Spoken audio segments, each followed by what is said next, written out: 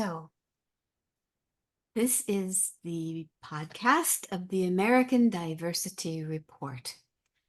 I am the editor and the MC of the podcast, Deborah Levine, and with me today is Robert LaRoche. He has been a musician since his teens in Holyoke, Massachusetts. He toured long and hard with The Size in support of their 90s album, What Goes On and Different. And when their frontman elected to step out of the spotlight, he found a satisfying role writing, recording, and performing with Patricia Vaughn, whose pop rock sound has Latinx country flavors. Ultimately, LaRoche, his own muse, stirred anew. He released the aptly named title, Patient Man, in 2015, and its follow-up, 1,000 Shades, 4 years later. Now, on Forevermore, he's come full circle. There are sparkling, giddy moments and somber, poignant pieces. LaRoche explains loss and gain, dark and light. It's the basic human experience of redemption that I hope rings true for the listener. Thank you for joining us, Robert. Good afternoon, Deborah. You sure did your homework. That's who I am. Nice to be with you today. Oh, a pleasure to have you. And I'm looking forward to hearing all about your music journey. Tell us how it began. What got you interested in music in the first place? I'm the youngest of four children. I have my brother was first, and then two sisters, and then quite 6-7 years between my closest siblings and I. So I was born in '63. Was a kind of at a good time for music. The '60s wasn't bad. So, I was like a sponge from a very, very early age, 2 and 3 years old, 4 years old, hearing all the great bands and music from that era, 64, 5, 6, 67, 68. These were AM radio was pretty much excellent back in those days. And so there was always music in the house. My brother was a pretty fine piano player, and I shared a room with him. The piano wasn't in the room, but his record collection was, and he was always listening to music. And my sisters just down the hall shared a room, and they were always listening to 45s, vinyl 45s. Hi. So I was really like a sponge, hearing this great music growing up. And yeah, I think by the time I was 12 years old, my oldest sister was taking guitar lessons in the neighboring town, Northampton, Massachusetts. And so she kind of took me along. She knew I loved music, and I think she might have seen me in front of the mirror with a tennis racket a few times. And she said, "It's time for you to take guitar lessons." So that's how it started. I was 12.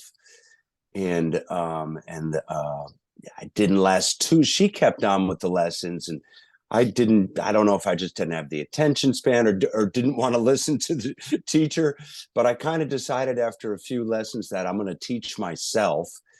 This is long before YouTube or anything. And so I just bought the chord books, and learned how to form chords. And I just would listen to my favorite records, Everly Brothers and early American rock and roll. I loved Chuck Berry and Buddy Holly, Eddie Cochran, of course, all the British Invasion stuff. And so I would listen to these records, and I had a pretty good ear for it, actually. I mean, maybe it wasn't note perfect, but, by the time I was 15, I was already doing gigs, getting paid to play guitar and sing. I said, well, this is a cool deal.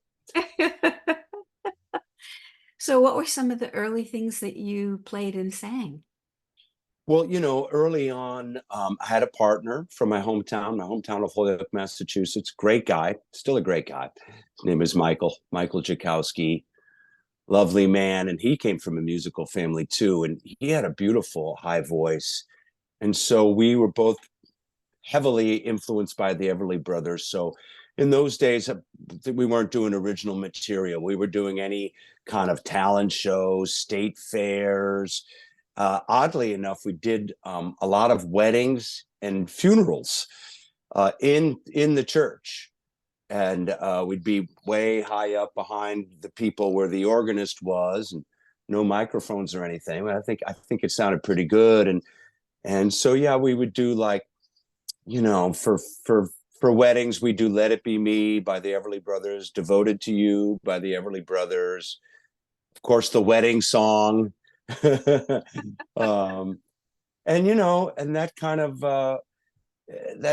segued into transitioning from acoustic guitar to electric guitar. Then I formed the Size in 1981, and at that point it was full on, guitars and amplifiers, and rehearsing in my parents' basement and getting the attention of the neighbors, of course. What's the noise, what's going on there? But that's kind of how it started.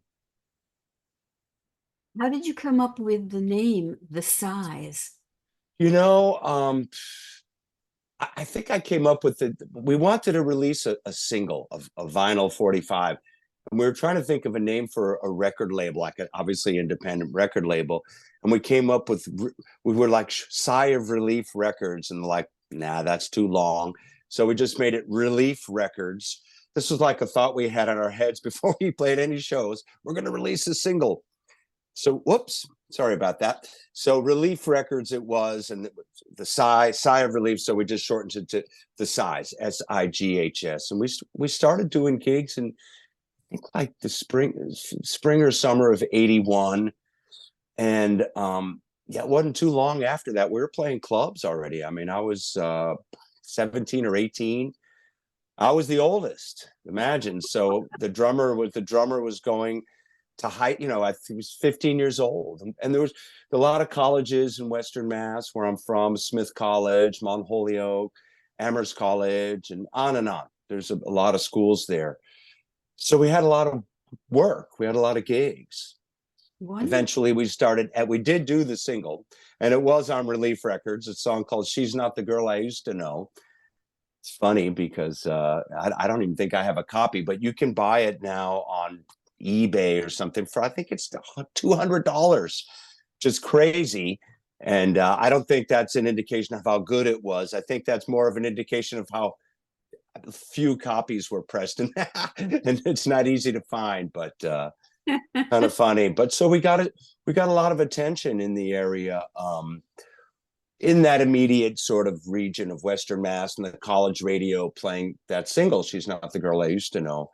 And that kind of led us to sort of more college gigs, more branching out to more clubs, and going into Vermont and New Hampshire and Maine and Connecticut. And, and we stayed with it. We stayed with it for years and years and years. Of course, we got a little better, little better, little better, and more original songs, another release, an EP, of course, vinyl in those days in '84. No, we just slogged it out in the New England club and college circuit, really is what we did, and had a lot of fun doing I bet you did. it. It sounds wonderful. And you mentioned that there were some original songs. There were, yes. And were they by you? I was a songwriter. I'm still, yeah. I mean, yes, they were by me. They were my original songs. I've always been able to write songs. Whether or not they're any good, that's for the listener to decide. But for me, I always have, and I don't know why that is. I don't read music really. I mean, I can read chord charts and I can write out a chord chart, but songwriting for me has come naturally, and I attribute it to what we said earlier in the conversation: hearing all that great music from the American rock and roll into the British invasion, growing up as a kid, a youngster, 3, 4 years old, and that just got stuck in my brain. And yeah, it just came out in my late teens, and all the way now till 60 years old, it's still happening. And you've done all this, and you're telling me you don't read music necessarily? I don't read music. No. If you put a, and the funny thing is really, is I work with, I have an acoustic, there's a few different projects that I'm involved in, and you covered it beautifully. You mentioned them all. The Size, that was my baby. And then Patricia Vaughn, who was my musical partner in Austin. 28 years I've been her side man, and we write a lot of songs together. And then as the past 9 or 10 years, as you also mentioned, my solo work. I finally came back to singing, being the front person. And so I have an acoustic trio that I play with in Europe. I tour Europe pretty regularly. And I work with a wonderful gal from Korea and South Korea, from Seoul. And she's an orchestra person. And the gentleman that played contrabass, the upright bass, these are both orchestra people, so they can sight read music. And so when they charted out my songs, it's funny because there they are reading the charts, and I couldn't tell you A, B, C. It's all makes no sense to me, but it's funny because they're reading charts and they have all the notes and everything. So I said, okay, well, there it is. But for me, I just have it all memorized. Wow. Yeah. Wow, wow, wow. So tell me why exactly you decided to go back to being a soloist. It's a good question. The Size worked very hard. And then after 10 years, we were performing in New York City on a regular basis at a place called the China Club, which is long gone now, but it was a very famous, there were one in LA, Chicago. It's kind of like a Hard Rock Cafe before Hard Rock Cafe, but it wasn't a restaurant. It wasn't a restaurant. It was just a famous, celebrity hangout club, and they had one on 75th and Broadway in New York City. And we were only less than 3 hours drive. So we started getting gigs there and doing really well there. And then we signed a production deal with a production company, John D. Nicola, which I'm still working with all these years later. And we signed with him and his partner, Tommy Allen. They signed us, and then they in turn got us signed to Virgin Records. And we went to they got Ed Stasium to produce us, the Ramones, Gladys Knight, and the Pips. I mean, he's got an unbelievable track record. Smithereens, Soul Asylum, on and on and on. He's a legend, and they got him to produce our record. And we thought, okay, we'll just go into a studio and the record plant or Hit Factory in New York City. Nope, you have to go to Los Angeles. We're like, well, that sounds pretty good. So for 3 months we wound up recording at A&M Studios, which is gone now, in Studio A, where they recorded We Are the World. There's just some documentary. My sister said, oh, there's a documentary about that, but I don't have Netflix. And but anyway, so it was quite some experience, and I'm not sure how much we grasped at the time, but all these years later, you look back and go, that was quite something. So they kind of rolled out the red carpet for us, and then when the record was released a year later, in June of '92, was only a month after that the label Virgin Record was bought out by EMI Records. And we were on the road at the time. We were traveling with, we were touring with Spin Doctors, Gin Blossoms, this great band called Dada from California. And we couldn't find the record in the stores. They had switched distributors, and we just wasn't a good feeling. We didn't feel like, basically we got caught in a corporate merger. It's not an uncommon story at all in the music business. But it was a little bit heartbreaking, I have to say. And then we stuck with it for a while, and then we signed with an independent label, and the album Different came out of an indie label called Big Deal out of New York City. Yeah, and so after about '96, I was already living in New York City by that time. I met Patricia Vaughn, and we started working together. And I was just to answer, it's a long roundabout way to give you an answer, but the answer to your question is I wanted to take a break from the pressure of being the front person. I'd been doing it since I was in my teens. And so I stepped away from it. and started working with Patricia. I think our first gig was 97 or 98 at CBGB's in New York City. And I'm still doing that today. I'm still working with her today. Occasionally, once in a while, not often, every few years, the size will, if there's an offer that's good, we'll do a reunion show. We did one last summer, a 90s theme reunion show, oddly enough, with the Gin Blossoms and I'm trying to think, Marcy's Playground. And it was a pretty big, it was a nice festival show. We only had to play 40 minutes, so that was good. We even did She's Not the Girl I Used to Know from 1982. And then my main energy is Patricia Vaughn and of course my own solo career, because my new album Forevermore is out now. I toured last July with Patricia in Europe. I toured last October with my acoustic trio in Europe. And then I'm going back this year at the end of September. This is with Patricia Vaughn Band. That's like a Texas rock and roll show. Then I'm going back with my trio next year, God willing, if health allows. And it's all just keeps going and going and going. But you have to have songs. Got to keep writing. Have to keep writing, have to persevere. And That was a long answer, Deborah. that was wonderful. And one of the things that strikes me about it, and I go back to the beginning, is you're basically self-taught, I right? am self-taught, 100% self-taught. Yeah. Self-taught. Yeah. So young people who, think, well, I couldn't possibly, make it in the music business, Mm-hmm. maybe should rethink that because Absolutely. Because now there's even more tools at your disposal. YouTube, I mean, you could, instead of you can still go and do the old fashioned way and buy the chord books that literally shows you, okay, put my finger on this string, but that's a C chord, bring. But now you can go on YouTube and get free tutorials, and it's unbelievable. It's important, I think, that the youngsters continue with live music and go support their friends when they have gigs, and absolutely, yeah. it's important. Not only that, it's valuable for us all to have, I think so. because music is something that just,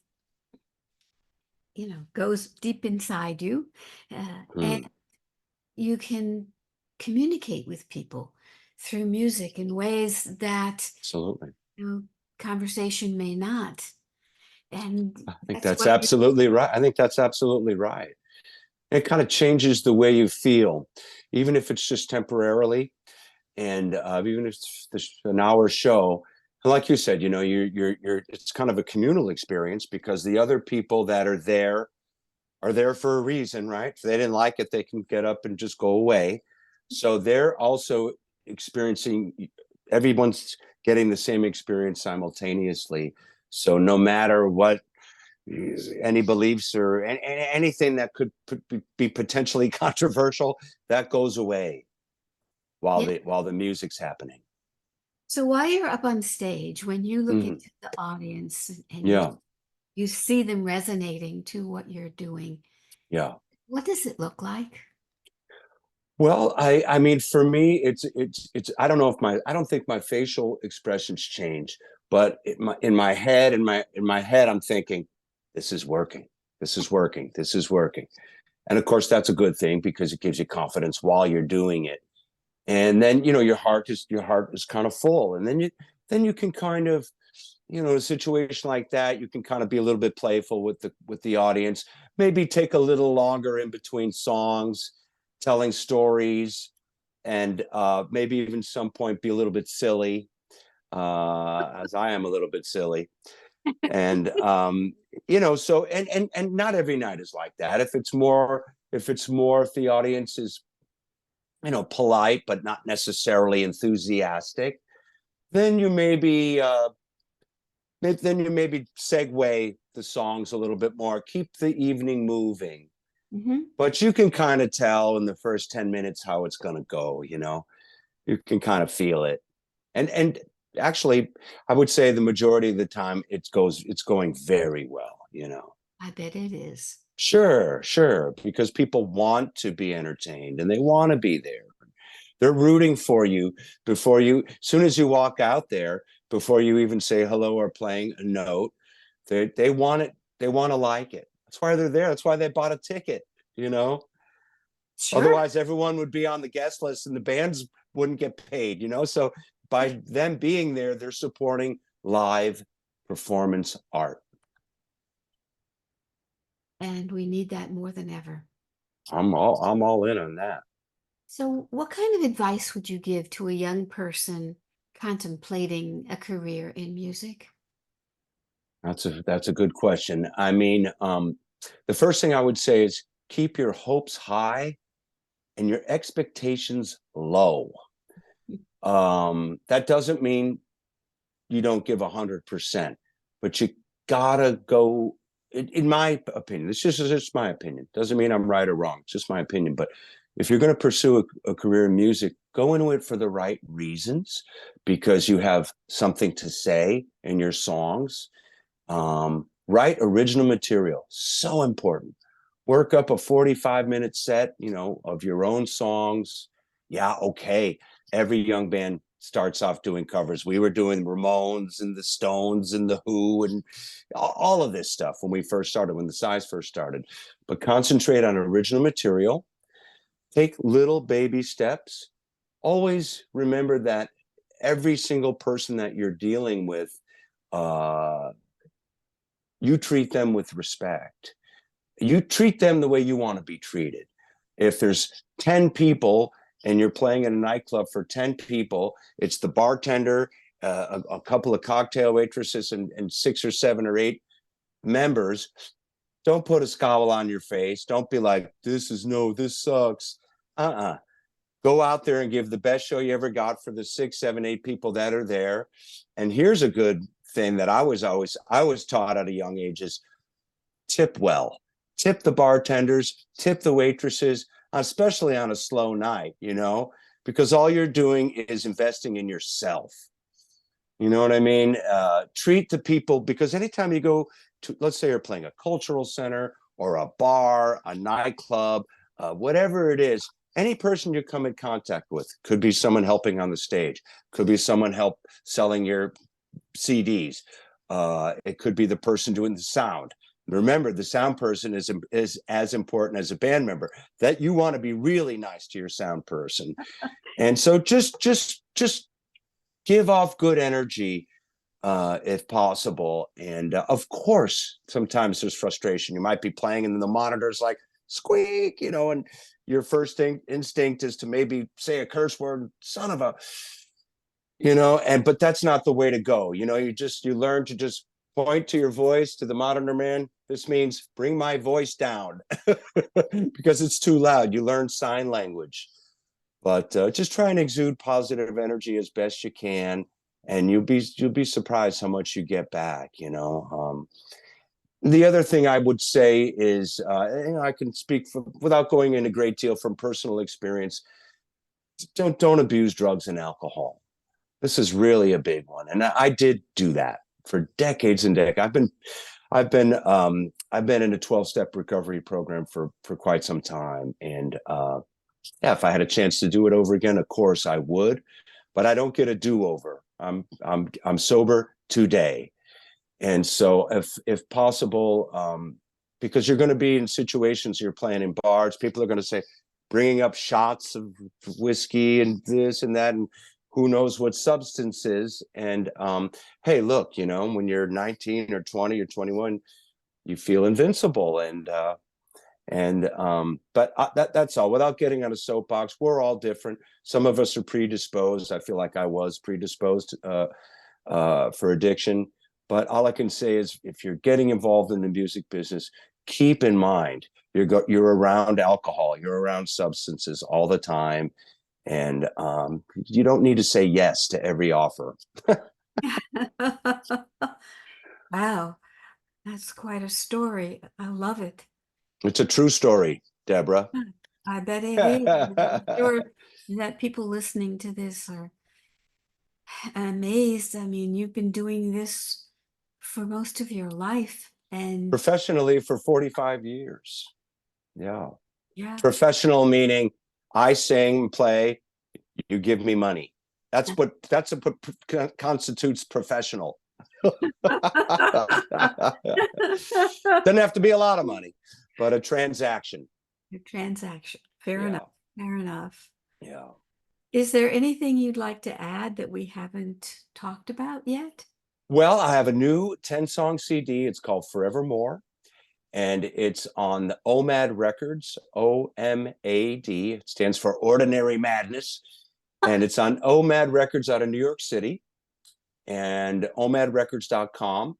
It's on Spotify and Amazon and all of the streaming services. And it's doing pretty good. It's number 34 on the Roots Rock Americana charts nationally this week. Hey, I'm 60 years old. I'll take number 34 on the charts. I'm happy with that. And I've got some shows coming up. Today's Tuesday. I'm actually flying to Austin this Friday, performing with Patricia Vaughn, Latina Palooza's show in Austin. It's on my website, robertlarochemusic.com. Then we're going to California. We're playing some shows in Los Angeles in August. And then we'll be in Europe in September. So, but if you go to Robert LaRoche, that's LaRoche music.com, all my dates are on there and all kind of other little goodies if you're at all interested. Wonderful. Thank you. It doesn't look like you're slowing down, does it? I feel great. I'm finally taking care of myself these last 12 years or so. So I'm taking good care of myself. I'm not slowing down. No, no, no.